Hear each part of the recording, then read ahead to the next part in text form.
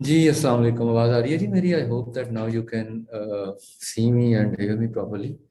I'm so sorry for the glitch. Actually, I had to load some files in the IT system.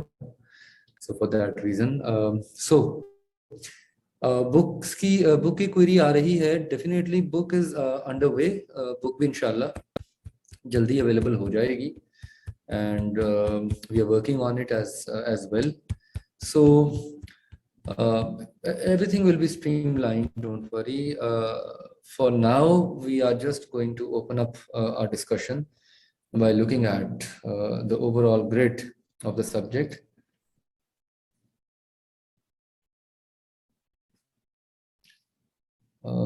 नहीं, so strategy and performance measurement, right? Strategy and performance measurement. Business management and strategy और SPM में कोई ख़ास फ़र्क नहीं है. इसके अंदर मैक्सिमम जो कंटेंट ऐड हुआ है that is around 5 to 7%, right. Grid में थोड़ी बहुत चेंजेस आई हैं. ग्रिड के अंदर वीडियो लैग हो रही है. ग्रिड में थोड़ी बहुत चेंजेस आई हैं. ग्रिड के अंदर कुछ चीज़ें उन्होंने कंसोलिडेट की हैं. कुछ एक नया पोर्शन ग्रिड के अंदर ऐड किया है और चैप्टर बाय चैप्टर हम ग्रिड को भी अभी डिस्कस करते हैं. We will look at the grid chapter by chapter. जी, any better? Any better?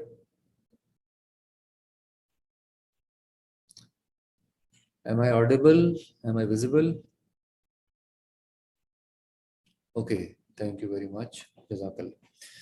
So we will have a quick look at the syllabus grid first. पहले भी किताब में 20 चैप्टर्स थे, अभी भी किताब में 20 चैप्टर्स हैं. ठीक है, पहले भी स्ट्रैटेजी का पोर्शन और जो रिमेनिंग कंटेंट की जो डिटेलिंग थी अभी भी वो मोर और लेस वैसे ही है. So the main thing in which ICAB has brought some changes is that they have shuffled a few chapters. कुछ चैप्टर्स को शफल किया गया है, कुछ चैप्टर्स के अंदर कुछ नए कंटेंट्स ऐड किए हैं, कुछ कंटेंट्स एलिमिनेट कर दिए हैं. सो वन वे और द अदर कॉस्मेटिक चेंजेस हैं सब्जेक्ट के अंदर, कोई बहुत ज़्यादा ट्रांसफॉर्मेशनल चेंजेस नहीं है. तो when you look at the grid, so grid का जो पहला कंपोनेंट है, जो पहला पार्ट है ग्रिड का, that is strategy formulation and strategy implementation. जो स्ट्रेटजी है इसका जो पहला कंपोनेंट है, जिस तरह पहले होता था स्ट्रेटजी का जो कंपोनेंट था स्ट्रेटजी फॉर्मुलेशन एंड इम्प्लीमेंटेशन, तो यहाँ भी पहला पार्ट सेम है. आपकी स्ट्रेटजी की फॉर्मुलेशन क्या है और स्ट्रेटजी की इम्प्लीमेंटेशन क्या है. Formulation and implementation of strategy. 20 chapters हैं बुक के, जिनको 5 हिस्सों में डिवाइड किया गया है with some respective weightage allocated to each part, right. Formulation and implementation of strategy, ये आपकी ग्रिड का पहला हिस्सा है. This is the first part of the grid. ये पहला हिस्सा जो है ये पेपर में टोटल, यहाँ पे इसकी वेटेज हम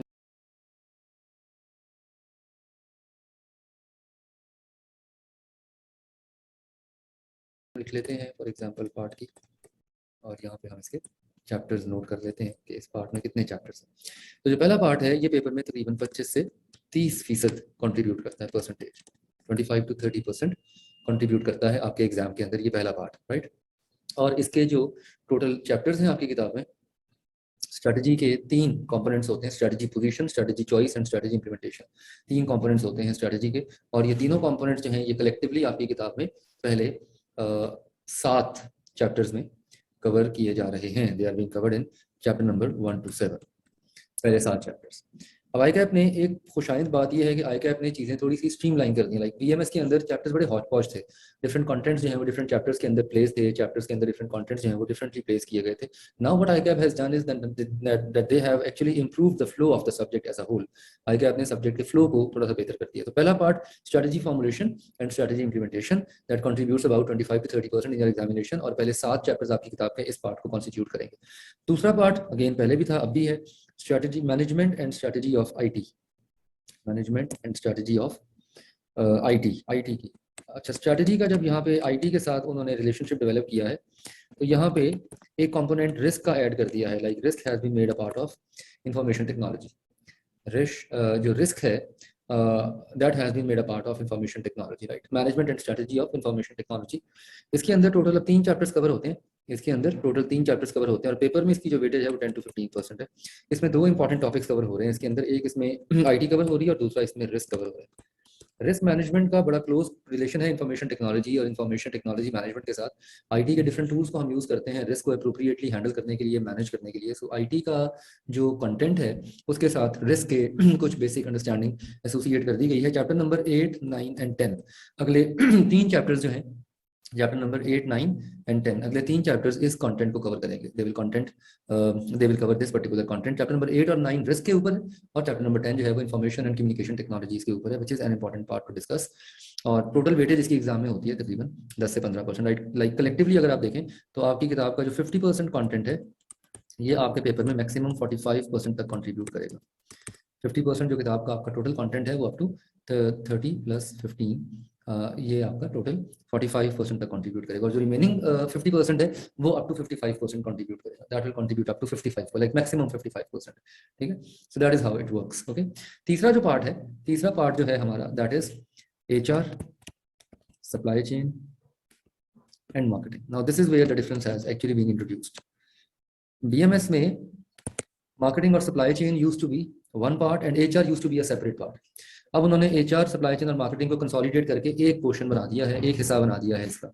So they have consolidated human resource management, supply chain management and marketing and that has become one part.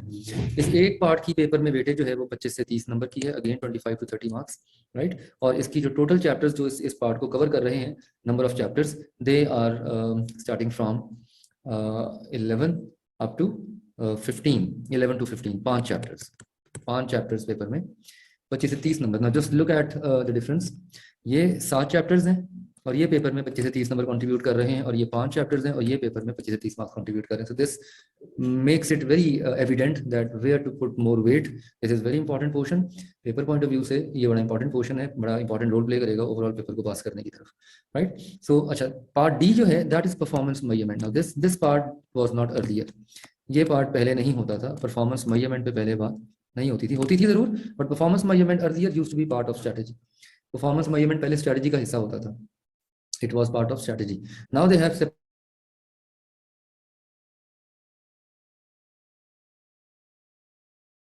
Decision making का। बहुत सारे स्टूडेंट मुझसे पूछते हैं जी कितनी फाइनेंस ऐड कर दी है, तो सिर्फ रेशियो एनालिसिस की हद तक फाइनेंशियल ऐड की है, सिर्फ रेशियोज जो हैं, और वो भी कैलकुलेट नहीं करनी। रेशियोज जो हैं वो भी कैलकुलेट नहीं करनी। रेशियोज आपको शायद दी जाएंगी, आपने उनकी बेस पे डिसीजन मेकिंग आपने बतानी। You have to make various decisions on the basis of some financial information, जो ऑफ कोर्स पहले भी आप लोग पढ़ते आए हैं, दोबारा भी आप इसको देखेंगे। इसमें आपके पास प्राइमरीली 2 चैप्टर्स हैं। इसमें आपके पास 2 चैप्टर्स हैं, 16 एंड 17, 16 और 17। और इसकी टोटल वेटेज जो है पेपर में, इस पार्ट की टोटल वेटेज है पेपर में, दैट इज 15 to 25%, 15 से 25% इसकी वेटेज है पेपर में। और आवाज आ रही है मेरी क्लियर सबको? If I am audible everyone, can you hear me loud and clear? Okay good, thank you very much. इस पार्ट की वेटेज है पेपर में 15 से 25 नंबर की और 16 और 17वां चैप्टर इसके अंदर पाया जाता है। And then we have the last part, ethics and CSR, again जिस तरह पहले किताब में होता था। मैं एक्चुअली बीएमएस का भी रेफरेंस दे रहा हूँ क्योंकि आप में से डेफिनेटली कुछ लोग ऐसे जरूर होंगे जो ऑलरेडी बीएमएस पढ़ के आ रहे हैं पहले, या कम से कम बीएमएस को एक दफा ब्रश कर चुके हैं, तो अब वो पेपर एसपीएम का देंगे तो उनके कुछ कंसर्न्स होते हैं। तो जो लोग पहली दफा बिजनेस सीफैब का ये कोर्स पढ़ रहे हैं, they can of course just ignore what I am talking about BMS. लेकिन जो लोग बीएमएस और एसपीएम का कंपैरिजन भी चाहते हैं उनके लिए फिर मैं बीच में कहीं ना कहीं, और ये सिर्फ आज के लेक्चर की हद तक है, बाकी हम throughout straight away from the scratch ही डिस्कस करेंगे चीजों को। CSR plus ethics, corporate social responsibility and ethics, आखिरी पोर्शन है, same as it was presented earlier. और ये वाला पोर्शन काफी हद तक आप अपने ऑडिट के सब्जेक्ट में और अपनी एडवांस रिपोर्टिंग के सब्जेक्ट में भी आप ये वाला पोर्शन जो है वो कवर कर लेते हैं। कॉर्पोरेट सोशल रिस्पॉन्सिबिलिटी और एथिक्स जो है काफी हद तक आपके दूसरे सब्जेक्ट्स में भी कवर हो जाते हैं। पेपर पॉइंट ऑफ व्यू से इसकी वेटेज कम कर दी है, पहले इसकी वेटेज होती थी तकरीबन 20 मार्क्स की, अब इसकी वेटेज कर दी है 10 से 15 नंबर की। तो इस पार्ट की वेटेज कम कर दी है, थोड़ी सी वेटेज इस पार्ट से निकाल के यहाँ डाल दी है और थोड़ी सी वेटेज यहाँ से निकाल के यहाँ डाल दी है, तो एक सेपरेट पार्ट जो है वो कंस्ट्रक्ट कर दिया है, एक सेपरेट पार्ट आपको ऑफर कर दिया। और इसमें हमारे पास 3 चैप्टर्स कवर होते हैं, 18 to 20, 18 से 20। तो चैप्टर्स का फ्लो बड़ा अच्छा हो गया, लाइक इस पर्टिकुलर आई कैप की स्कीम में चैप्टर्स का फ्लो बड़ा अच्छा हो गया, स्ट्रेट अवे चैप्टर एक फ्लो में आ रहे हैं। वरना अर्लियर कोई चैप्टर किसी पार्ट का जो है वो किसी जगह पे पड़ा हुआ है, कोई चैप्टर किसी पार्ट का किसी जगह पे पड़ा हुआ है, राइट। तो पहले ऐसा होता था कि चैप्टर्स का फ्लो इतना कोई ट्रांसपेरेंट और क्रिस्टल क्लियर नहीं होता था, but now it has been made sure that the flow of the chapter is now very nice and very good, right. तो यस, पहले स्ट्रेटजी का जो पोर्शन है ये स्प्लिट था डिफरेंट चैप्टर्स के अंदर, 14 चैप्टर भी था, 15 चैप्टर भी था, डिफरेंट चैप्टर्स में स्प्लिट था। अब उन्होंने थोड़ा सा इसको बेहतर कर दिया है, they have actually tried to improve it in a better way, right. So one way और the other I have actually liked this effort जो आई कैप ने SPM के लेवल पे डेवलप की है। बुक भी इंशाल्लाह जल्दी मिल जाएगी बाय द टाइम, जब तक बुक नहीं आती आपको मैं हैंडआउट्स मुहैया करता रहूंगा। बेटा मैं आपको मैं I am just coming to that point, मैं आपको हैंडआउट्स देता रहूंगा चैप्टर बाय चैप्टर, ठीक है। जैसे ही बुक मेरे पास बुक अवेलेबल है ऑलरेडी, जो हमारी SPM की जो किताब है वो ऑलरेडी हमारे पास यहाँ पे पैक में अवेलेबल है, उसमें मैंने चेंज नोट्स ऐड कर दिए हैं, ठीक है। तो अगर आपको इंस्टेंट किताब चाहिए, अगर आपको इंस्टेंट किताब चाहिए तो आप बुक यहाँ से मंगवा सकते हैं। You have the book available, इसमें चेन नोट्स मैंने ऑलरेडी ऐड कर दिए हैं सारे के सारे, तो readily book is available. But if you people want, of course मैं आपको साथ साथ कुछ ना कुछ हैंडआउट्स भी इसके मुहैया करता रहूंगा ताकि आपका लर्निंग प्रोसेस चलता रहे। So what we need to cover in this syllabus is we need to cover some core areas of strategy. We have to cover strategic management process. Strategic management process ये पहला area है। Plus we have to cover some core business functions, हमें business functions को cover करना है, marketing, HR, supply chain, information technology, right. बस well first edition अब obsolete हो गया क्योंकि उसके अंदर बहुत सारी चीजें, बहुत सारे सबसे इंपॉर्टेंटली उसमें प्रैक्टिस क्वेश्चंस नहीं है। मोस्ट इंपॉर्टेंटली पहले एडिशन के अंदर कोई प्रैक्टिस क्वेश्चन नहीं है, तो first edition is now a bit obsoleted, ठीक है। Go for second edition, third edition is SPM, ठीक है। Second edition is fine, right. ICAP की बुक के अंदर एज ऑलवेज, आई कैप की बुक के अंदर बहुत सारा कंटेंट अननेसेसरी होता है which are just page fillers making no sense at all, और उसके बगैर भी बेहतर तौर पे अंडरस्टैंडिंग डेवलप हो सकती है। तो वो जो पेज फिलर्स होते हैं मैं उनको एलिमिनेट करने का ख्वाहा होता हूँ, और मैं अपनी किताब में हमेशा चीज़ों को थोड़ा सिंप्लीफाई करके प्रेजेंट करने की कोशिश करता हूँ। तो आप आई कैप को भी बेंचमार्क कर सकते हैं, that is of course purely your choice, I am not going to force you if you want to do that. लेकिन उसके अंदर थोड़ा सा रीडेबिलिटी का इशू होता है। आई कैप की किताब में it is always a challenge of readability. I cap की किताब की जो रीडेबिलिटी होती है वो कोई इतनी अच्छी नहीं होती, जिसकी वजह से स्टूडेंट्स को बाज़ दफ़ा दुश्वारी का सामना करना पड़ता है। तो पहला पोर्शन है हमारा स्ट्रेटेजिक मैनेजमेंट प्रोसेस, दूसरा पोर्शन है हमारा बिजनेस के कोर फंक्शंस, बिजनेस के कोर फंक्शन, तीसरा पोर्शन है हमारा परफॉर्मेंस, बिजनेस की परफॉर्मेंस, फाइनेंशियल भी और नॉन फाइनेंशियल भी। बिजनेस की परफॉर्मेंस फाइनेंशियल भी होती है, नॉन फाइनेंशियल भी होती है। और चौथा पोर्शन है हमारा CSR एंड एथिक्स। तो कलेक्टिवली अगर ब्रॉडली देखा जाए तो हमारे सब्जेक्ट जो है उसके टोटल 4 कंपोनेंट्स हैं। आप इनको कंपोनेंट्स के लें, आप इनको बिजनेस फंक्शंस के अंदर मैंने बेसिकली सारे फंक्शंस को एक्यूमुलेट कर दिया, मैंने IT को भी बिजनेस फंक्शन का हिस्सा बना दिया, ठीक है। तो अगर आप ग्रिड को देखें तो 5 पार्ट्स हैं, लेकिन अगर आप कंपोनेंट्स की बात करें तो आपके 4 कंपोनेंट्स, ठीक है। ये चारों कंपोनेंट्स अलाइंड हैं ग्रिड के ऊपर ही, ये एक अलग पार्ट है ग्रिड का, this is the first part of the grid. Business functions are second and third part of the grid, ये फोर्थ पार्ट है ग्रिड का, और ये फिफ्थ पार्ट है ग्रिड का। तो ये बेसिकली ग्रिड के पार्ट्स ही हैं, ये आपके ग्रिड के पार्ट्स ही हैं। द इंपॉर्टेंट थिंग इज कि इन पार्ट्स को हमने पढ़ना कैसे है, समझना कैसे है, इन पार्ट्स की हमने अंडरस्टैंडिंग को कैसे डेवलप करना है, how are we going to make sure that the things go in the best possible manner. Well हमारी कोर्स कंप्लीशन डेडलाइन होती है April 30th, 30 अप्रैल को। जून में अगर आपका पेपर है तो 30 अप्रैल को हम अपना कोर्स कंप्लीट करने के काबिल हो जाएंगे टाइमली इंशाल्लाह। कुछ शुरू में क्लासेस हमारी रेगुलर थी 90 मिनट्स की चलेंगी, फिर hopefully in the month of like February mid afterwards हम हाँ ऑफ कोर्स देखें ईद बनेगी मई के फर्स्ट वीक में, ईद से तो कंफर्टेबली पहले लाइक आखिरी अशरा ऑफ रमजान जो है उसमें हमारा कोर्स कवर हो जाएगा। प्रॉबेबली रमजान शुरू हो रहा है 6 अप्रैल से, if I am not wrong, तो प्रॉबेबली हमारा जो ईद है वो मई के फर्स्ट वीक में आएगी वाले से पहले इंशाल्लाह, हाँ 2 अप्रैल, यस वही मतलब ईद से बिल्कुल पहले, राइट। तो मिड फेब तक क्लासेस हमारी थोड़ी सी इसी फॉर्मेट पे चलेंगी, 90 मिनट्स 2 डेज अ वीक, और मिड फेब के बाद हम क्लासेस का जो टाइम है वो थोड़ा सा इनहेंस कर लेंगे, और हम क्लासेस का टाइम जो है उसको अकॉर्डिंगली कोर्स कवरेज के मुताबिक सेटल करेंगे, ठीक है जी। ग्रिड के हवाले से कोई सवाल, any question from the grid, any question you have in your mind from the grid. Subject के स्कोप के हवाले से कोई question, any question regarding scope of the subject, any question regarding scope of the subject?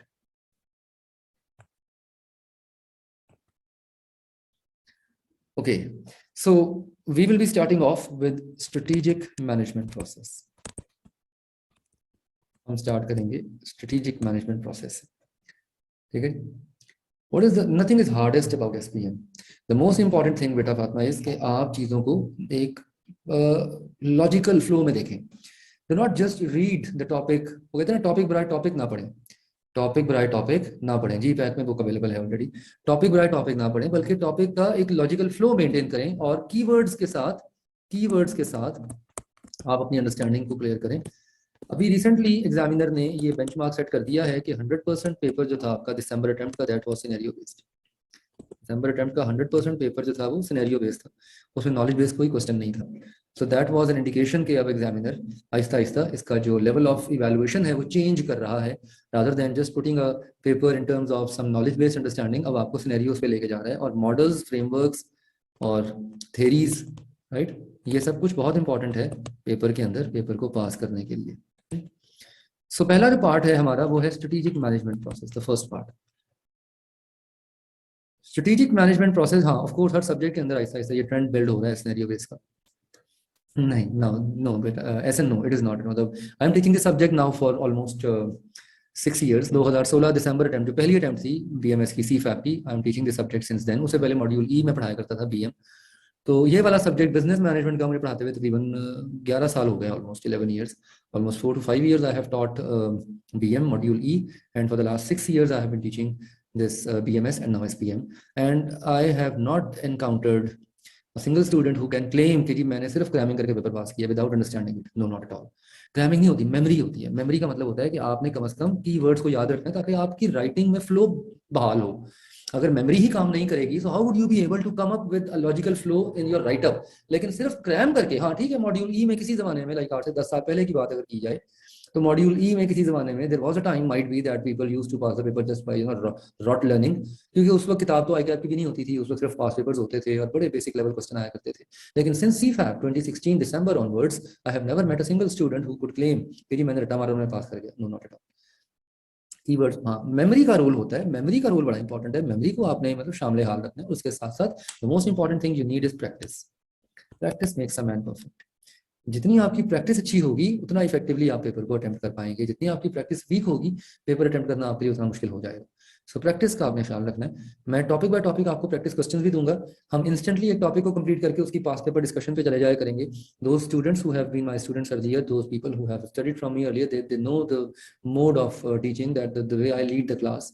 हम एक topic को cover करेंगे और इंस्टेंटली हम उसका एग्जाम फोकस डिस्कस करेंगे। जो लोग प्रैक्टिस प्रॉपरली नहीं करते अनफॉर्चुनेटली वो लोग एग्जाम में जाके थोड़ा सा चैलेंज का शिकार हो जाते हैं, स्ट्रगल करते हैं। जिन लोगों की प्रैक्टिस अच्छी होती है, राइटअप अच्छा होता है, ठीक है ना। देखिए बड़ी सिंपल सी बात है, before jumping on to the topic, it's just basic counselling as well. मैं कहता हूँ कि ये वाला सब्जेक्ट पास करना 3 चीजों के ऊपर बेस करता है। फर्स्ट ऑफ ऑल अंडरस्टैंड, पढ़ें और समझें। नंबर 2 कंसेप्चुलाइज, अंडरस्टैंडिंग के बाद अपने कॉन्सेप्ट्स को क्लियर करें, कंसेप्चुलाइज करें, लाइक लॉजिकल लर्निंग करें। And number 3 memorise. ये 3 कीवर्ड्स पल्ले से बांध लें, ये मैजिकल कीवर्ड्स हैं 3, ये पल्ले से बांध लें, पेपर पास कराएंगे आपको। Understand, conceptualise, memorise. Read the topic, understand it, what is being said to you. Conceptualise करें मींस उसको कनेक्ट करें रियल वर्ल्ड के साथ। This is where the scenario base is going to help in conceptualisation. यहाँ पे scenarios आपकी help करेंगे। And then memorise. जी बिल्कुल, टेस्ट रेगुलरली कंडक्ट होंगे, वीकली टेस्ट कंडक्ट होंगे, चैप्टर बाय चैप्टर टेस्ट हमारे। हर चैप्टर हम कंप्लीट करके उसका इंस्टेंटली हम टेस्ट कंडक्ट किया करेंगे। तो test are going to be conducted regularly. Test इंशाल्लाह सारे के सारे रेगुलरली कंडक्ट किए जाएंगे, ठीक है। टेस्ट आपके रेगुलरली कंडक्ट होंगे, right. So jumping to strategic management process. पहला पिलर हमारा 7 चैप्टर इसमें कवर होते हैं और इस पहले पिलर में हम स्ट्रेटेजिक मैनेजमेंट प्रोसेस पिरामिड की बात करते हैं। Strategy position, strategy choice and strategy implementation. 3 pillars होते हैं स्ट्रेटेजिक मैनेजमेंट के। आपकी करंट पोजीशन क्या है, ऑप्शंस क्या है स्ट्रेटजीज की, और आप किस तरह इंप्लीमेंट करेंगे स्ट्रेटजीज को। आपकी किताब के पहले 4 चैप्टर्स पोजीशन को एक्सप्लेन करते हैं, 5 and 6 चैप्टर चॉइसेस को एक्सप्लेन करते हैं और 7 चैप्टर इंप्लीमेंटेशन की बात करते हैं। तो पहले 7 चैप्टर्स हमारे इस पिरामिड को कवर करेंगे। For 7 chapters will be Fairlie covering this pyramid. Strategic management process के पिरामिड के 3 पिलर्स हैं। Strategy position, for example position means knowing your current standing. For example Suzuki की बोर्ड ऑफ डायरेक्टर्स की meeting हो रही है और बोर्ड ऑफ डायरेक्टर्स में ये बहस चल रही है कि जी एक ऐसी गाड़ी लॉन्च की जाए जो BMW को कम्पीट करे, या कोई ऐसी गाड़ी लॉन्च की जाए जो फेरारी को कम्पीट करे। अब सुजुकी को सबसे पहले अपनी स्ट्रेटजी की पोजीशन समझनी पड़ेगी कि ये जो वो सोच रहे हैं क्या ये डुएबल भी है या नहीं है, क्या उनके पास रिसोर्सेज हैं, क्या उनके एनवायरनमेंट सूटेबल है, क्या उनके जो जो एक्सटर्नल फैक्टर्स हैं वो उनको अलाउ करेंगे, क्या कंपटीशन उनको अलाउ करेगा। बहुत सारी चीजें हैं जो उनको ध्यान में रखनी है। ये अभी हमारे इसके ऊपर फातिमा, आई am just giving a bird's eye view to the topic, then we are going to talk about the official definition of strategic management. It will come after some time. First of all we have to define strategy. लेकिन मैं अभी सिर्फ आपको एक broad सा एक birds eye view दे रहा हूँ, just to make you people understand that how we are going to move about. अच्छा, जब उन्होंने देखा कि नहीं भाई हम तो फेरारी के लेवल की गाड़ी नहीं बना सकते, फिर हमें क्या करना चाहिए, what type of car we should produce, they need to lay down some actions, some choices. उनको कुछ चॉइसेस फॉर्मुलेट करनी है, उनको कुछ चॉइसेस बनानी है, और फिर उसमें से एक या दो चॉइसेस वो इंप्लीमेंट करेंगे, रिसोर्सेज को मोबिलाइज करेंगे, तो इस तरह से वो अपनी स्ट्रेटजी को प्रॉपरली एग्जीक्यूट करने के काबिल हो जाएंगे। सो स्ट्रेटेजिक पोजीशन जो है, स्ट्रेटजी पोजीशन, ये हमारा पहला टॉपिक है, और ये पहला टॉपिक है, ये हमारे पहले चैप्टर में आता है। और पहला चैप्टर जो है हमारा, आपको हर चैप्टर के शुरू में इस तरह का एक माइंड मैप मिलेगा, इसे माइंड मैप कहा जाता है। माइंड मैप जो होता है ये पूरे चैप्टर को इनकैप्सुलेट करने में आपकी मदद करता है। You are able to digest the whole chapter in a snapshot. ये माइंड मैप्स जो हैं ये बड़े हेल्पफुल होते हैं स्टूडेंट्स के लिए, इन माइंड मैप्स को रिव्यू करना, इनको समझना, इनको पढ़ना। इससे पूरा चैप्टर जो है वो आपकी जिस्ट में आ जाता है, आप उसे जल्दी से क्विकली आप पूरे चैप्टर की एक अंडरस्टैंडिंग को डेवलप कर लेते हैं। तो फर्स्ट चैप्टर को हम डिवाइड करते हैं नॉर्मली 6 हिस्सों में। पहला हिस्सा बेसिक्स है, स्ट्रैटेजी की डेफिनेशन, स्ट्रैटेजी के कोर कंपोनेंट्स।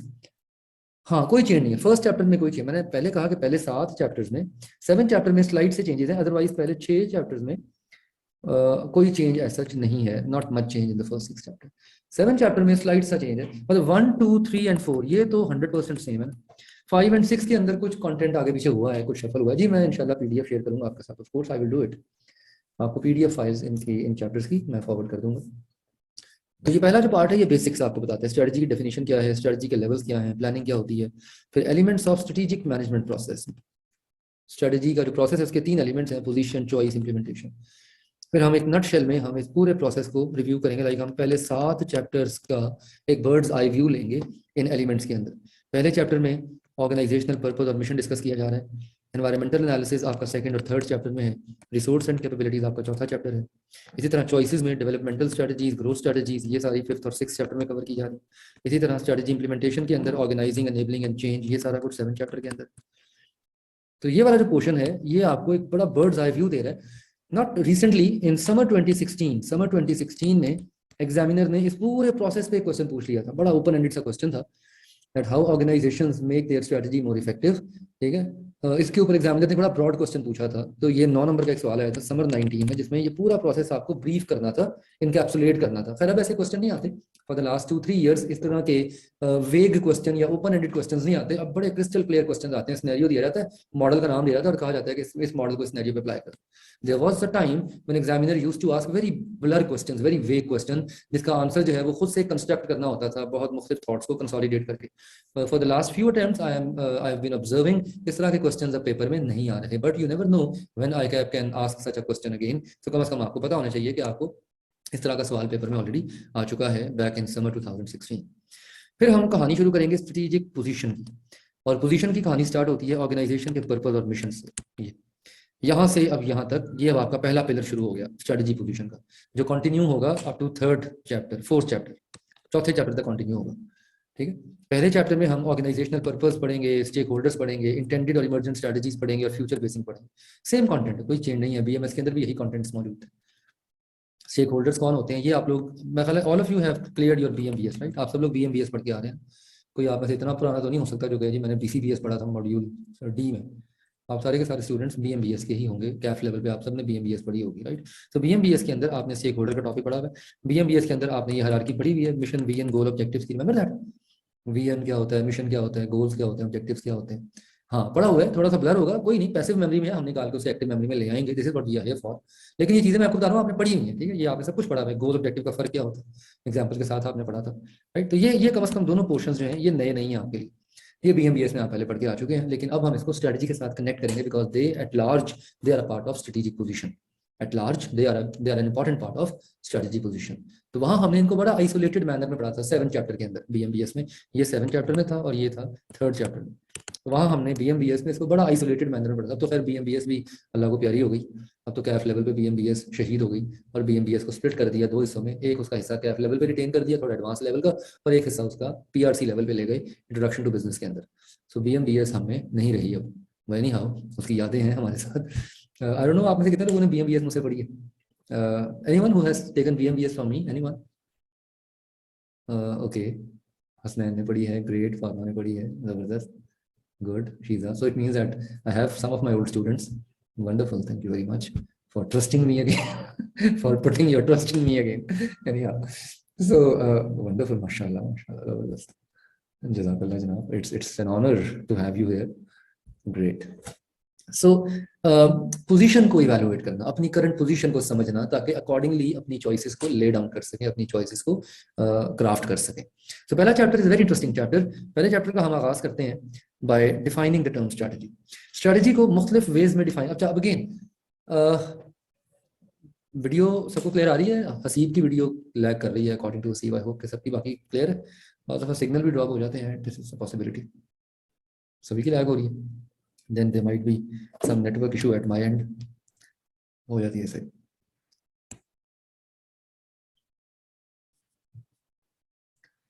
ग्रेट, चलें. सो अच्छा, पेपर में एग्जामिनर आपसे कभी भी स्ट्रेटजी को स्ट्रेट अवे डिफाइन करने को नहीं कहेगा. अगेन ये सिर्फ कॉन्सेप्ट्स हैं, लेकिन इन कॉन्सेप्ट्स को आपने याद कैसे रखना है, दैट इज एन आर्ट. अब वो मैं आपको बताता हूँ. फॉर एग्जांपल, स्ट्रेटजी की सबसे पुरानी डेफिनेशन दी थी शैंडलर ने. शैंडलर 1962 में डिफाइन करता है कि स्ट्रेटजी क्या है.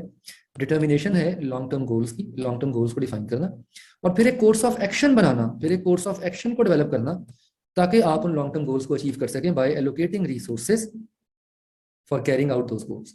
तो शैंडलर के मुताबिक स्ट्रेटजी क्या है? What to achieve, long term goals को सेट करना, कोर्स ऑफ एक्शन बनाना, how to achieve, and bringing resources aligned with those with those course of actions through which you are going to achieve that goal. दो examiner आपसे paper में Chandler की define करदा definition नहीं पूछेगा, लेकिन conceptually clear होना चाहिए आपको कि शैंडलर डिफाइन करता है स्ट्रेटजी को. अब इस डेफिनेशन को आप अपने वर्ड्स में पुट कर सकते हैं. मेक श्योर कि ये कीवर्ड्स आपने यूज लाजमी करने. Determination of long term goals and objectives, a course of action to achieve those objectives and goals, and allocation of resources so that the goals and objectives can be achieved precisely and effectively. ये तीन keywords आप use करें, आपकी definition पूरी हो जाएगी. The basic definition, the very basic definition of strategy जो कि शैंडलर ने ऑफर की थी, वो डेफिनेशन आपकी पूरी हो जाएगी अगर आप ये तीन कीवर्ड्स यूज कर लें. अच्छा, इसके आगे आया फिर पीटर ड्रकर. पीटर ड्रकर ने आके दुनिया को कहा कि ठीक है, स्ट्रेटजी नहीं, long term goal, short term goal के लिए स्ट्रेटजी नहीं होती. होती है स्ट्रेटजी, टैक्टिकल ऑपरेशनल स्ट्रेटजी होती है, लेकिन आइडियली स्ट्रेटजी का जो कॉन्सेप्ट है ये लॉन्ग टर्म के लिए होता है. नॉर्मली शॉर्ट टर्म के लिए हम वर्ड यूज करते हैं टैक्टिक्स का. टैक्टिक्स कहते हैं शॉर्ट टर्म मूव्स को, जिससे आप शॉर्ट टर्म टारगेट्स पूरे करते हैं. इसे टैक्टिक कहा जाता है. टैक्टिक आप कह लें इज अ शॉर्ट और quick notion of strategy. Tactic is a quick notion of strategy, लेकिन आइडियली हम वर्ड यूज करते हैं स्ट्रेटजी का लॉन्ग टर्म गोल्स के लिए. अभी आगे जाके बात करेंगे लॉन्ग टर्म और शॉर्ट टर्म गोल्स का डिफरेंस क्या होता है. अच्छा, ड्रकर क्या कहता है? ड्रकर भी कहता है कि स्ट्रेटजी क्या है? कोर्स ऑफ एक्शन है. यहाँ वो नाम देता है पैटर्न ऑफ एक्टिविटीज का. Its course of action. क्यों बनाते हैं? ताकि अचीव कर सकें अपने ऑब्जेक्टिव्स को. ठीक है, वही वाला कॉन्सेप्ट. हाँ, एक एडिशनल पॉइंट यहाँ पे ड्रकर बताता है कैसे अडेप्ट करके अपने स्कोप को, अपने रिसोर्सेज को to the environmental changes. Now this is something new. Drucker के मुताबिक एनवायरनमेंट कॉन्टिन्यूसली चेंज हो रही है और हमें अडेप्ट करना पड़ता है अपने रिसोर्सेज को, हमें अडेप्ट करना पड़ता है अपने ऑपरेशंस को, अपने स्कोप को, ताकि हम एक पैटर्न ऑफ एक्टिविटीज और कोर्स ऑफ एक्शन के थ्रू अपने गोल्स को अचीव कर सकें. सो ड्रकर की डेफिनेशन के अंदर थोड़ी सी कॉम्प्लिकेशन बढ़ गई. अगेन आई वुड से कि आपने ये डेफिनेशन याद नहीं करनी, लेकिन कंसेप्चुअली आपको पता होना चाहिए कि स्ट्रेटजी किस चिड़िया का नाम है.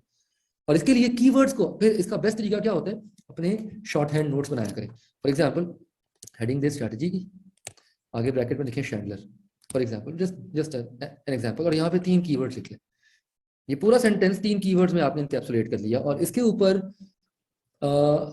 चेरी एट द टॉप, इसके ऊपर क्या होगी? आपका एक्सप्रेशन. आप लिखते कितना अच्छा है इसको. ठीक है, इसकी जो नफासत है इन तीन कीवर्ड्स की, वो आएगी किस चीज से? आपके एक्सप्रेशन से. इसीलिए फिर राइटिंग की प्रैक्टिस करना बड़ा जरूरी है. प्रैक्टिस बड़ी इंपॉर्टेंट है. देखिए 700 सफ़े की किताब है आपकी. आई विल नेवर एक्सपेक्ट कि ये 700 सफ़ा भी याद कर लें, क्रैम कर लें. पॉसिबल ही नहीं, ह्यूमनली पॉसिबल नहीं. ठीक है, तो करना क्या है? करना ये है कि कीवर्ड्स को मेमोराइज करना है, टॉपिक की कंसेप्चुअल अंडरस्टैंडिंग को डेवलप करना है, और उसको फिर प्रैक्टिस करना है. This is the only way in which you are going to pass this paper. There is no other way in which you are going to pass this paper. अगर आप इस पेपर को पास करना चाहते हैं तो ये फॉर्मूला आपको यूज करना पड़ेगा. तो ड्रकर के मुताबिक स्ट्रैटेजी ऑर्गेनाइज एक्टिविटीज का नाम है, ऑब्जेक्टिव को अचीव करने का प्रोसेस है, लॉन्ग टर्म होती है. ठीक है, एनवायरनमेंट से इन्फ्लुएंस होती है, एनवायरमेंटल चेंजेस अफेक्ट करते हैं आपकी स्ट्रेटजी को. क्योंकि एनवायरमेंट कंटिन्यूअसली चेंज हो रही होती है, इट मींस कि strategies can not be rigid, fix नहीं हो सकती. स्ट्रेटजीज को भी आपको चेंज करना पड़ता है. आगे जाकर पढ़ेंगे अभी. एक होती है इमरजेंट स्ट्रेटजी. इमरजेंट स्ट्रेटजी वो जो एनवायरमेंटल चेंज से निकलती है. जब एनवायरमेंट में कोई चेंज आता है, उसके मुताबिक जब आप कोई स्ट्रेटजी निकालते हैं. बड़ी जीती जागती मिसाल है इसकी. अभी मैं, हाँ एग्जैक्टली, ऐसा भी इसकी मिसाल देता हूँ. जीती जागती इसकी मिसाल है कोविड-19. कब दुनिया ने सोचा था कि हमारे बिजनेस ऑपरेशंस इतने अफेक्ट हो जाएंगे. ठीक है, कोविड-19 आया, रिटेल सेक्टर दुनिया में तबाह बर्बाद हो गया, क्योंकि दुकानें बंद हो गई, आउटलेट्स बंद हो गए. अब जो रिटेल आउटलेट्स जो हैं, जो बिजनेस ई कॉमर्स पे ले गए अपना business, they made the best out of it. इसे कहते हैं एडेप्शन, अडेप्ट कर लेना। यानी पहले बिजनेस स्कोप क्या था आपका? आपका पहला स्कोप था बिजनेस का क्या? फिजिकल आउटलेट, यहाँ पे कस्टमर आके बाइंग कर रहा है। अब कोविड आया और कोविड में आपने क्या किया? अडेप्ट किया अपने आप को, and you all together transformed. 8 से 2 साल पहले जो बिजनेस ई कॉमर्स एक्टिविटीज के थ्रू बिजनेस नहीं करता था तो कामयाब हो जाता था प्रॉबेबली, लेकिन आज अगर कोई बिजनेस ई कॉमर्स को अडॉप्ट नहीं करता तो वो नाकाम है, वो कामयाब नहीं हो सकता। इसे कहते हैं अडेप्टेबिलिटी, ढल जाना, ट्रांसफॉर्म हो जाना। Listen, you got it? This is called as adaptation. और बिजनेस के स्कोप को आपको अडेप्ट करना पड़ता है with the changing needs of the environment, right? So different resources चाहिए होते हैं, डिफरेंट थिंग्स करनी होती हैं, एनवायरमेंटल चेंजेस के मुताबिक आप अपने आप को चेंज करते हैं। तो ड्रगर की डेफिनेशन में एनवायरमेंटल चेंज वाला कंपोनेंट नहीं ऐड हो गया। इसके बाद दौर आया JSW का 1980s में। JSW ने, जॉनसन स्कोल्स एंड बिटिंगटन ने, बड़ा मशहूर नाम है, आगे 2-3 दफा और आएगा, इन्होंने किताब लिखी एक्सप्लोरिंग कॉर्पोरेट स्ट्रेटजी। इन्होंने एक बुक लिखी स्ट्रेटजी के ऊपर। इस किताब में इन्होंने डिफाइन किया स्ट्रेटजी को एक और मैनर में। इन्होंने ड्रकर की डेफिनेशन के अंदर भी कुछ वैल्यू ऐड की। स्ट्रेटजी क्या है? Direction and scope of an organisation over long term, वही goal and objective over the long term. हाँ, uniqueness that through which you achieve advantage in changing environment by configuring your resource and competencies with the aim of fulfilling stakeholder expectations. इनकी definition में 2 चीजें नहीं है, number 1 competitive advantage और number 2 stakeholder expectations। बाकी बातें सारी वही हैं। स्ट्रेटजी क्या है? लॉन्ग टर्म गोल्स को अचीव करने का process, by deploying resources, by configuring resources, by adapting to the environmental changes, ठीक है, ताकि आप कंपैटिटिव एडवांटेज अचीव कर सकें, ताकि आप सुपीरियर हो सकें दूसरों से। और क्यों ये सब कुछ करना है? ताकि स्टेक होल्डर की एक्सपेक्टेशंस को फुलफिल कर सकें। तो ये 2 इंपॉर्टेंट चीजें इनकी डेफिनेशन में इंटरेस्टिंग है। So this definition has similarities by the way Drucker defined strategy. However, strategy is used to create competitive advantage. इस पे आगे जाके हम पूरा टॉपिक पढ़ेंगे चैप्टर नंबर 5 के अंदर, सॉरी 4 के अंदर, 4 चैप्टर के अंदर इसमें हम पूरा टॉपिक पढ़ेंगे। Competitive advantage is the superiority a firm has over its competitors. Competitive advantage क्या होता है? वो superiority जो एक इदारा हासिल करता है अपने competitors के ऊपर, इसे कहते हैं competitive advantage। नेस्ले की 4 गैलन की 19 लीटर की पानी की बोतल बिकती है 270 रुपए की। 270 रुपए की जी। Ishaq, I just answer your question. Gourmet की 4 गैलन की 19 लीटर की पानी की बोतल बिकती है 110 रुपए। नेस्ले और ऑन एवरेज जो बॉटल वाटर है जो डिस्पेंसर पे हम लगाते हैं, ऑन एवरेज इसकी मार्केट प्राइस जो है वो 100 रुपए है, ठीक है। नेस्ले 270 की बेचता है, ऑलमोस्ट मतलब 2.5 टाइम्स, 2.5 गुना। Why? Give me one good reason. हाँ, Nestle has a brand, very right. Nestle के पास क्या है? ब्रांड, ठीक है। अब आगे जाके पढ़ेंगे, मार्केटिंग का पूरा टॉपिक आएगा ब्रांड मैनेजमेंट के ऊपर। और ये ब्रांड जो है ये कैसे पैदा हुआ? गुडविल से पैदा हुआ। गुडविल कैसे पैदा हुई? गुडविल के पीछे क्या है? 1 वर्ड आंसर। गुडविल के पीछे क्या है? What is behind goodwill? 1 word answer. Trust कैसे बिल्ड हुआ? क्वालिटी से बिल्ड हुआ। Thank you very much Azhar sahab, quality से बिल्ड हुआ। Quality. So quality is the competitive advantage of Nestle. Yes, quality is the competitive advantage of Nestle through which Nestle has built a brand, right. Competitive advantage is basically doing something better than your competitors.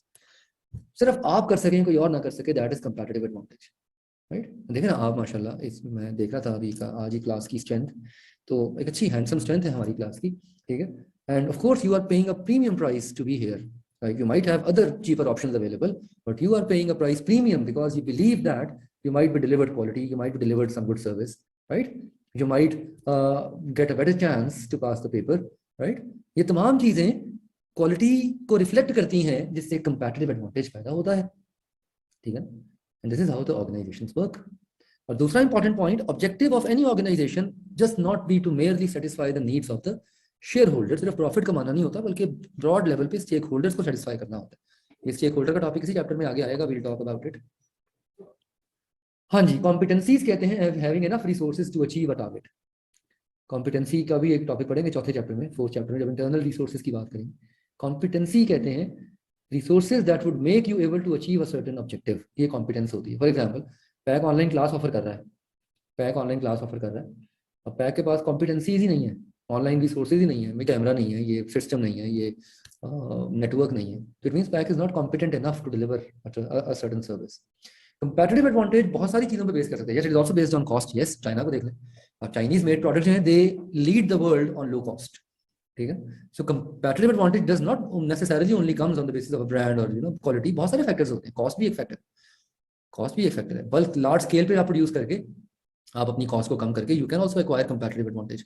जितनी cost पे आप produce करते हैं कोई चीज, आपका कंपैटिटर produce नहीं कर सकता, that is also competitive advantage, right. देखो ना, high price, why would customer pay a high price, why would customer pay a high price when customer might have available cheaper alternatives, ये देखना है ना। तो high price is not a competitive advantage, वो high price आप किस बुनियाद पे चार्ज कर रहे हैं, that is your competitive advantage, right.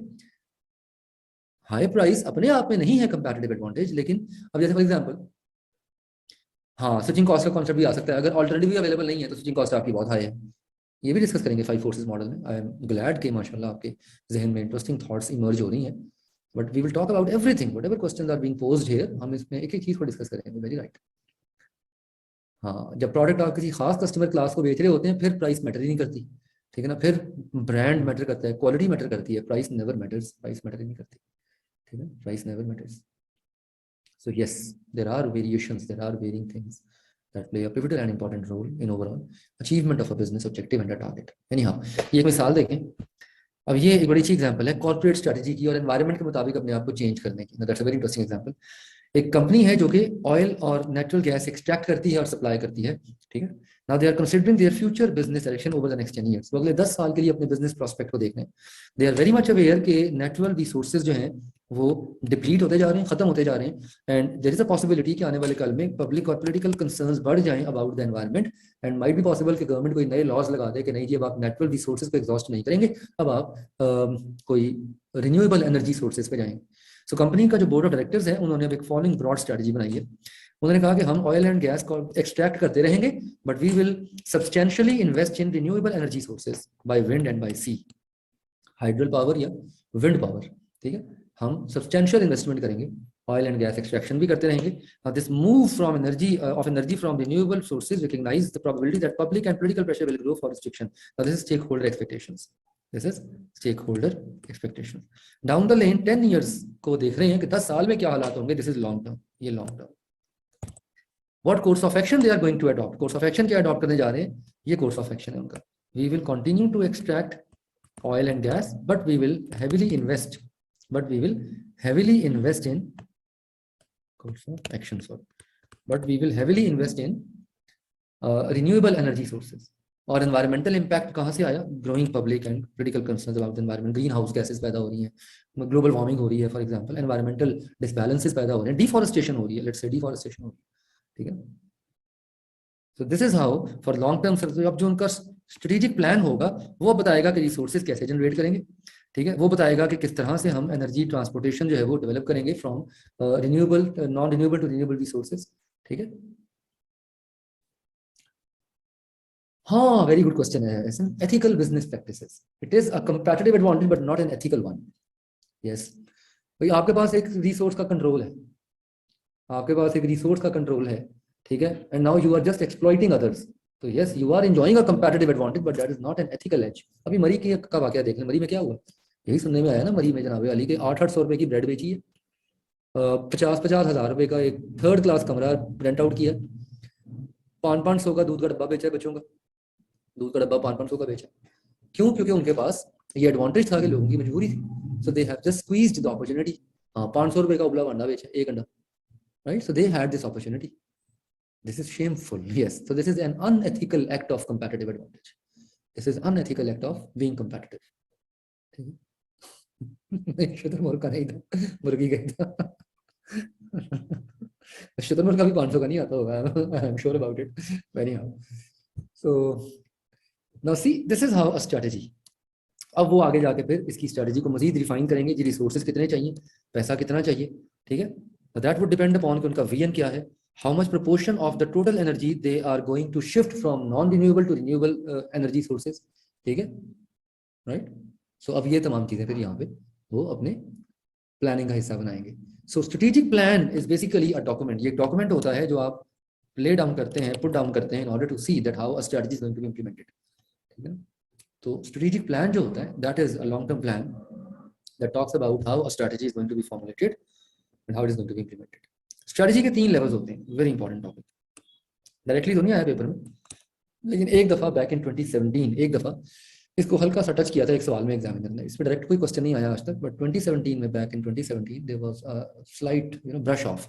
ये एक्चुअली अभी मैं अपना कंप्यूटर यूज नहीं कर रहा, I am using the laptop of this IT setup, तो इसलिए मेरे पास यहाँ पे अनफॉर्चुनेटली फाइल्स की एक्सेस बहुत फ्रीक्वेंट नहीं है, वरना मैं आपको साथ साथ फाइल्स में ओपन करके दिखाऊँ। तो मैंने इनको अपना फोल्डर दे दिया है पूरा, तो hopefully they might be loading my folder on to this system by tomorrow, तो फिर मेरे लिए आसानी हो जाएगी फॉरन पास पेपर पे जाना, फॉरन चैप्टर पे आना।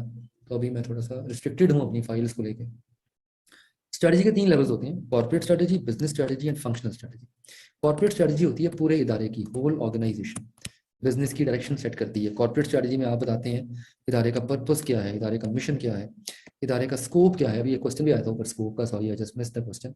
स्कोप कहते हैं what nature of business you are going to work into. For example आप एक ट्रांसपोर्टेशन कंपनी खोलना चाहते हैं। अब ट्रांसपोर्टेशन बिजनेस के अंदर बहुत सारी ऑप्शन हैं, आप रेल नेटवर्क भी ऑपरेट कर सकते हैं, आप बस नेटवर्क भी ऑपरेट कर सकते हैं, आप प्राइवेट ये कैब नेटवर्क भी ऑपरेट कर सकते हैं, लेकिन आप डिसाइड करते हैं कि नहीं कि हमने सिर्फ बस नेटवर्क ऑपरेट करना है, तो ये स्कोप है आपके बिजनेस का। रेंज ऑफ बिजनेस, स्कोप कहते हैं रेंज ऑफ बिजनेस को, रेंज ऑफ बिजनेस को, right, that is called as range of business. इसी तरह फॉर एग्जांपल आप fast moving consumer goods company है, अब एफएमसीजी के अंदर आप अपना स्कोप डिफाइन करते हैं कि आप कितनी प्रोडक्ट लाइंस बनाएंगे, how many product lines you are might be interested in. It is not possible कि एक एफएमसीजी कंपनी सारी की सारी प्रोडक्ट लाइन बनाती है। फॉर एग्जांपल जैसे ये प्रॉक्टर एंड गैम्बल है, प्रॉक्टर एंड गैम्बल भी एफएमसीजी है, नेस्ले भी एफएमसीजी, लेकिन Nestle fast moving consumer goods के अंदर डोमिनेट करती है मार्केट को एडिबल प्रोडक्ट्स में, खाने पीने वाले प्रोडक्ट्स में। प्रॉक्टर एंड गैम्बल जो है ये डोमिनेट करती है मार्केट को नॉन एडिबल प्रोडक्ट्स में, सोप्स में, शैम्पूज में, ये फेस वॉश में फॉर एग्जाम्पल, ठीक है, पैम्पर्स में, ठीक है, पीएनजी का ब्रांड है पैम्पर्स, राइट। अब ये उनका स्कोप है दोनों एफएमसीजी इंडस्ट्री के अंदर, हैं दोनों एफएमसीजी के अंदर, लेकिन उन दोनों का जो स्कोप है वो डिफरेंट है, उन दोनों का जो स्कोप है वो अलग अलग है। नेस्ले का स्कोप क्या है फास्ट मूविंग कंज्यूमर गुड के अंदर, एडिबल प्रोडक्ट्स। और अपना if you talk about the scope of Procter and Gamble, तो पीएनजी का स्कोप क्या है मार्केट के अंदर, they primarily focus on what we say non edible product, ये स्कोप होता है। फिर matching the business activity with your environment, ये काम भी हम कॉर्पोरेट स्ट्रेटजी में करते हैं, ऊपर अभी हमने बात की एग्जांपल में, ऊपर हमने स्ट्रेटजी डिस्कस की है, that's a very good example of corporate strategy. जो भी हमने ऊपर एग्जांपल डिस्कस की है, that's a very good example of corporate strategy, वो कॉर्पोरेट स्ट्रेटजी की बड़ी अच्छी एग्जांपल है, ठीक है, that's a good example of corporate strategy. Environment के मुताबिक अपने बिजनेस को अलाइन करना, अपनी एक्टिविटीज को अलाइन करना, कस्टमर्स की नीड्स को देखना, बिजनेस की अवेलेबल रिसोर्सेज को समझना, ठीक है, and then matching the purpose of the entity with the stakeholder. So corporate strategy में नॉर्मली 4 चीजें आती हैं, we focus on 4 things. Number 1, we focus on the overall purpose of the entity, इदारे का पर्पस क्या है। Number 2, what scope of the entity is we are talking about here, इदारा किस किस्म की एक्टिविटीज में अपने आप को ऑपरेट करेगा। नंबर 3, एनवायरनमेंट के मुताबिक इदारा कैसे अपने आप को ट्रांसफॉर्म करेगा। और नंबर 4, इदारा कैसे स्टेक होल्डर्स के साथ मैच करेगा अपनी एक्टिविटीज को। स्टेक होल्डर्स में 2 इंपॉर्टेंट कंसर्न्स होते हैं, एक ओनर्स एक्सपेक्टेशंस होती हैं which is of course a narrow focus, ये नैरो फोकस है, ठीक है। कुछ बिजनेस वो होते हैं जो सिर्फ ओनर्स की एक्सपेक्टेशंस को पूरा करते हैं, ग्रेटर गुड को भूल जाते हैं, ठीक है ना। लाइक ओनर एक्सपेक्टेशन क्या होती है, mainly the business should grow financially over time, profitability. Business owners जो होते हैं इनका मेन कंसर्न होता है बिजनेस के प्रॉफिट्स। ओनर्स जो होते हैं इनका मेन कंसर्न होता है how to make the business more profitable, how to make the business in a better shape. लेकिन for example other stakeholders जो होते हैं, जैसे गवर्नमेंट है, गवर्नमेंट की ख्वाहिश होगी कि बिजनेस जो है वो एम्प्लॉयमेंट जनरेट करे, बिजनेस अपने सारे एम्प्लॉयमेंट लॉस पूरे करे, टैक्स पे करे। कस्टमर की ख्वाहिश होगी कि उसे क्वालिटी प्रोडक्ट मिले एट अफोर्डेबल प्राइस। सप्लायर की ख्वाहिश होगी कि उसके साथ एथिकल बिजनेस प्रैक्टिसेस डेवलप की जाए, उसे टाइम पे किया जाए। So every stakeholder will have a different set of expectations, every stakeholder would have a different set of expectations to be managed, right? तो किसी भी बिजनेस ऑर्गेनाइजेशन के लिए, किसी भी बिजनेस के अंदर आपके जो स्टेक होल्डर्स होते हैं उनका बड़ा इंपॉर्टेंट रोल होता है, that how the stakeholders needs are going to be satisfied and how the stakeholders would be managed in a better way, ठीक है। तो स्टेक होल्डर्स की नीड्स को सेटिस्फाई करना, स्टेक होल्डर्स को देखना, स्टेक होल्डर्स को मैनेज करना, ये तमाम चीजें आपकी बिजनेस के एक इंपॉर्टेंट व्हाट यू से सो उसमें scope of the business activities में कवर हो जाती हैं। तो बिजनेस ऑर्गेनाइजेशंस के अंदर जो आपके स्टेक होल्डर्स होते हैं, they play a very pivotal role, a very important role in terms of making sure that the business works with the right stakeholder. और आपको पता है स्टेक होल्डर्स जो होते हैं इनकी जो नीड्स हैं ये लॉन्ग टर्म बिजनेस ग्रोथ को इंश्योर करती हैं। जी, शेयर होल्डर्स भी स्टेक होल्डर्स होते हैं और शेयर होल्डर्स के राइट्स भी होते हैं, ठीक है। Shareholders are the stakeholders और शेयर होल्डर्स के राइट्स अलग होते हैं स्टेक होल्डर्स के। शेयर होल्डर्स का वाहिद राइट होता है मॉनिटरी कंसर्न, और उनका कंसर्न भी सबसे ज्यादा पैसा ही होता है। मतलब राइट्स तो और भी होते हैं खैर, लेकिन उनका जो कंसर्न होता है, जो उनकी एक्सपेक्टेशंस होती हैं वो मॉनिटरी होती है। नहीं, यहाँ पे डिफरेंट नहीं लिखा बेटा, यहाँ पे ओनर्स एक्सपेक्टेशंस और स्टेक होल्डर एक्सपेक्टेशंस की बात हो रही है ना, शेयर होल्डर का तो जिक्र ही नहीं है क्योंकि share holders primarily business owners में काउंट हो जाते हैं। स्टेक होल्डर की बात हो रही है, शेयर होल्डर की बात नहीं हो रही, स्टेक होल्डर की बात हो रही है। Stakeholder is any group that would be having a strong interest in what an organisation does and how it operates. एक इदारा क्या करता है, इंडिपेंडेंट डायरेक्टर्स, हाँ देखो नॉन एग्जीक्यूटिव डायरेक्टर्स भी आपके स्टेक होल्डर्स होते हैं, एक्सटर्नल स्टेक होल्डर्स होते हैं। ये टॉपिक आएगा आगे, हमारा पूरा टॉपिक पढ़ेंगे हम। नॉन एग्जीक्यूटिव डायरेक्टर्स या इंडिपेंडेंट डायरेक्टर्स भी आपके स्टेक होल्डर्स होते हैं, because the business has to develop a positive repute in the overall marketplace. अगर आप सिर्फ खास ग्रुप ऑफ स्टेक होल्डर्स को सर्व करते रहेंगे तो that would cast a negative impact on the business activities and its repute. जो कि आपको अपनी कॉर्पोरेट सोशल रिस्पॉन्सिबिलिटी पूरी करनी होती है, तो आपको मुआशरे का एक रिस्पेक्टेबल एलिमेंट बनना होता है, तो इसलिए आप स्टेक होल्डर्स की नीड्स को सेटिस्फाई करते हैं। Because stakeholders can have an impact on the business. Public है फॉर एग्जाम्पल, पब्लिक आपको नेगेटिवली पब्लिसाइज कर सकती है, ठीक है ना। कस्टमर्स हैं, customer can stop buying from you if you are not going to address to their needs. तो स्टेक होल्डर्स बड़े इंपॉर्टेंट रोल प्ले करते हैं, टॉपिक आएगा पूरा। Next we have business strategy. Business strategy वो जो एक बिजनेस यूनिट के लिए बनाई जाती है। फॉर एग्जांपल नेस्ले का एक बिजनेस यूनिट है milk and dairy products. Nestle का एक बिजनेस यूनिट है मिल्क एंड डेयरी प्रोडक्ट्स। अब मिल्क एंड डेयरी प्रोडक्ट की अपनी स्ट्रेटजी होगी। मिल्क एंड डेयरी प्रोडक्ट जो है इसकी इसे एसबीयू भी कहते हैं, स्ट्रेटेजिक बिजनेस यूनिट। एसबीयू जो होता है ये ओवरऑल कॉर्पोरेट एंटिटी का एक पार्ट होता है, एक हिस्सा होता है, जिसकी अपनी स्ट्रेटजी होती है, इसके अपने गुड्स होते हैं, इसकी अपनी सर्विसेज होती हैं। ये एक एंटायरली एक इंडिपेंडेंट बिजनेस की तरह काम कर रहा होता है। A small business independent under a major corporate umbrella. For example, Ford Motors Corporation की कार डिवीजन जो है, ठीक है, Ford Motors Corporation की और डिवीजन भी हैं, ठीक है। इनके पास इंडस्ट्रियल डिवीजन भी है, इंडस्ट्रियल इक्विपमेंट मैन्युफैक्चरिंग भी करते हैं, गाड़ियां भी बनाते हैं, तो गाड़ियों की एक अलग डिवीजन है, ठीक है। इन्होंने एक नया मॉडल गाड़ी का लॉन्च किया aimed at fleet car buyers who had not favored Sierra 8 predecessor. Fleet car buyers mean जो गाड़ियों का पूरा फ्लीट परचेज करते हैं कोई इंडस्ट्रियल यूजेज के लिए, फॉर एग्जांपल ट्रांसपोर्टेशन के लिए, ठीक है, लोडिंग के लिए, इसे कहते हैं business unit strategy. Then we have operational level strategy.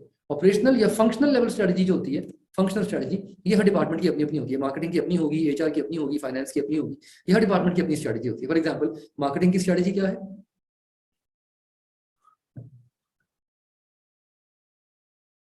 Okay fine, I can slow down a bit, लेकिन चूंकि हमारा कंटेंट जो है वो काफ़ी है कवर करने वाला, आपके जहन में जैसे क्वेश्चन आए, आप क्वेश्चन टाइप करना शुरू करने से पहले, इसका आसान हल ही है, क्योंकि मुझे नहीं पता था, वो फिजिकल क्लास हो तो मैं चेहरे के तासुरात देख के अंदाजा लगा लेता हूँ। इसका हल ही है कि आपके पास यहाँ पे ऊपर हैंड रेज करने की ऑप्शन मौजूद है। जस्ट रेज योर हैंड, हाथ खड़ा कर दें, फिर आराम से टाइप करें, मैं 2 सेकंड का पॉज दे लूँगा, ठीक है। ठीक है, नॉर्मली सवाल जहन में आता है, आप उसे टाइप करते हैं, और जब तक आप टाइप करते हैं आपका दिमाग भी डेविएट हो जाता है, और टाइप करते करते मेरी बात अंडरस्टूड है कि आपके माइंड से स्किप हो जाती है। तो जैसे ही सवाल आए जहन में फौरन हाथ खड़ा कर दिया करें। जैसे ही हाथ खड़ा करेंगे मेरे पास यहाँ पे नोटिफिकेशन आ जाएगा, तो मैं उसी वक्त पॉज ले लूंगा और मैं आपका नाम पुकार के आपसे कहूँगा जी आप पहले सवाल पूछें, ठीक है। हर चीज़ का हल मौजूद है, दुनिया में कोई मसला ऐसा नहीं पैदा हुआ जिसका सोल्यूशन ना हो। So we need to look at the solution. Functional strategies वो होती हैं जो डिपार्टमेंटल लेवल पे बनाएंगे। अच्छा, आप ऐसे सवाल पूछो, अगर कोई सवाल है, एनी क्वेश्चन। अच्छा, उमर ने क्वेश्चन पूछा, business strategy business unit management बनाती है या कॉर्पोरेट लेवल? नहीं, बिजनेस यूनिट मैनेजमेंट बनाती है बेटा। हाँ, कॉर्पोरेट लेवल के साथ अलाइंड होती है, कॉर्पोरेट लेवल के साथ अलाइंड होती है, लेकिन बनाती बिजनेस यूनिट लेवल मैनेजमेंट ही है। Divisional manager basically, divisional manager जो होता है वो जिम्मेदारी उठाता है इसकी। So divisional manager takes the responsibility of this, right.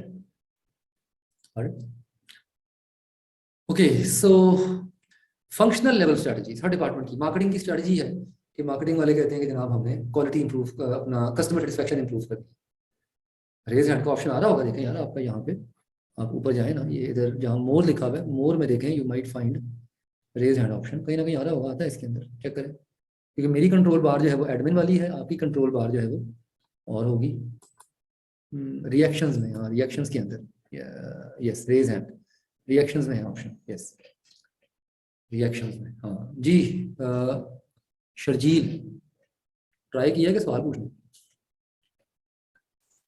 हाथ खड़ा करने का शौक पूरा किया है या क्वेश्चन को ट्राई किया? चलें, गुड। अब दोबारा क्लिक करें ताकि आपका हाथ नीचे हो जाए, रेज हैंड ऑप्शन को अनरेज कर दें, ठीक है, दोबारा क्लिक कर दें, अनरेज हो जाएगा, ठीक है। चलो, थैंक यू। ओके, सो जैसे मार्केटिंग वाले कहते हैं हमने कस्टमर सेटिस्फैक्शन को बढ़ाना है, ये मार्केटिंग की स्ट्रेटजी।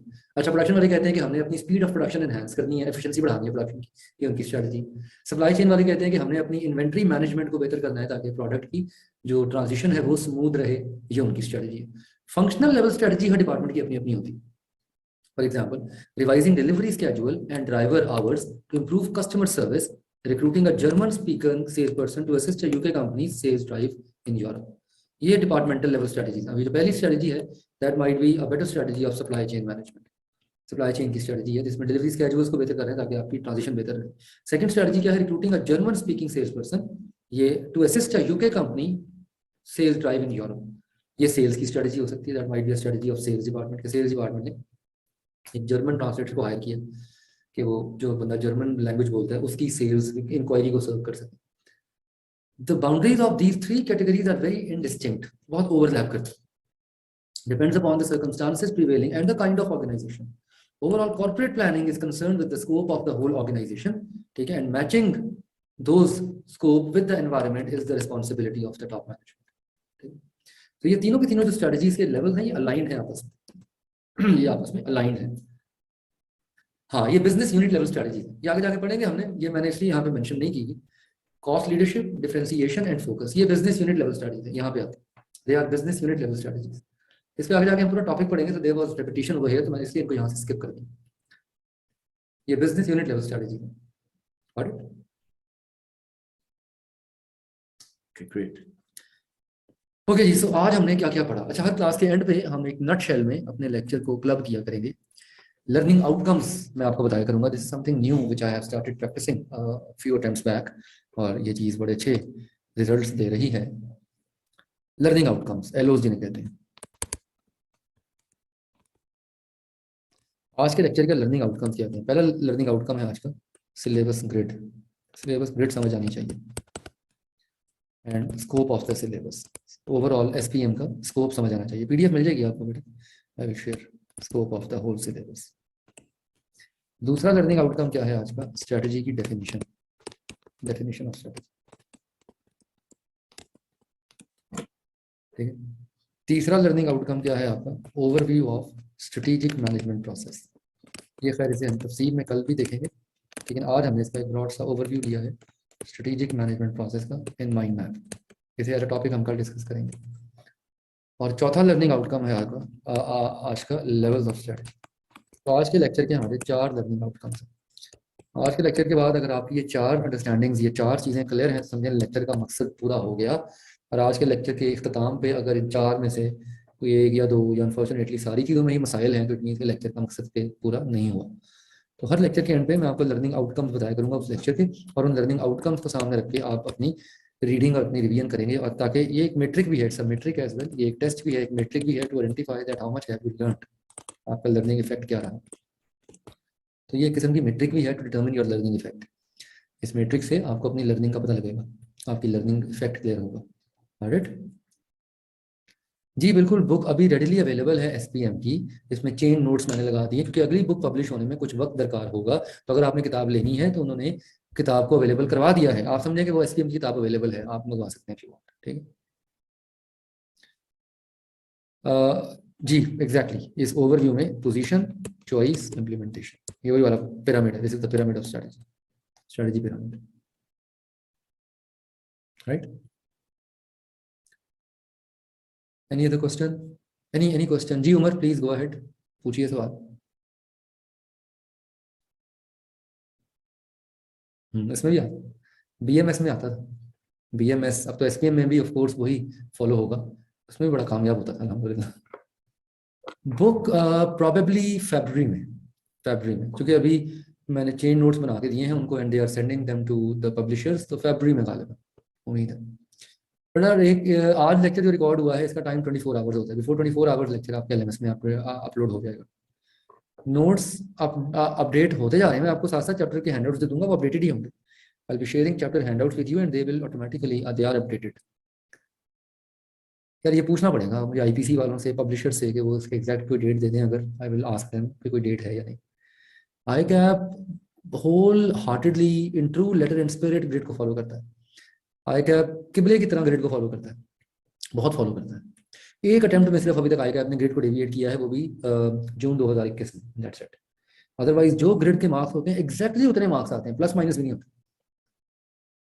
तो ग्रिड को फॉलो किया जाता है यहाँ पे, जिस तरह बीएमबीएस में करता था, इफ यू रिमेंबर दैट, बीएमबीएस के अंदर भी ग्रिड फॉलो की जाती थी। यार ये मार्क नोट्स अब पता नहीं फाइल सेव यहाँ पे इनके सिस्टम में होगी या नहीं होगी, क्योंकि मैं जब लैपटॉप पे पढ़ाता हूँ तो मैं तो फाइल सेव कर लेता हूँ। आई एम नॉट श्योर कि ये फाइल यहाँ पे सेव हुई है या नहीं हुई है। I need to check it with the IT guy. अगर तो ये फाइल सेव हो गई है तो मैं कहूँगा कि मुझे व्हाट्सएप करते हैं, ठीक। मैं IT वाले से पूछ लेता हूँ। आप पहले 7 चैप्टर्स BMS सेकेंड एडिशन से पढ़ सकते हैं with slight changes in 5, 6 and 7 chapter. वो मैं आपको साथ साथ ब्रीफ कर दूँ, ठीक है। चलें जी, उमर आपका सवाल नहीं आया या आ गया आपका सवाल? अच्छा आ गया है, ठीक है आ गया। So all for the day, आज के लिए इतना ही। इंशाल्लाह कल क्लास है या हफ्ते को क्लास है? टाइम टेबल के मुताबिक चेक करें जरा, मुझे मैंने देखा नहीं टाइम टेबल अगली क्लास का। कल है, ओके थैंक यू। तो कल इंशाल्लाह हम क्लास कंटिन्यू करेंगे, यहीं से आगे चलेंगे, लेवल्स ऑफ प्लानिंग से आगे, same time 8:30। Enough for the day, have a nice evening, thank you so much, अल्लाह हाफिज़।